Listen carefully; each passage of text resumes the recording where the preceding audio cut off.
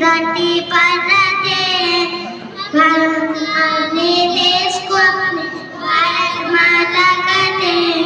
तीर्थ पर्वत हार कैया भाषा वेश विद्या प्यार खान पान के ढंग कैया महापुरुष राजे सारे भारत अपना हम भारत के एक यही अपनी पहचान। भारत माँ पर अपना सब कुछ कर सकते हैं।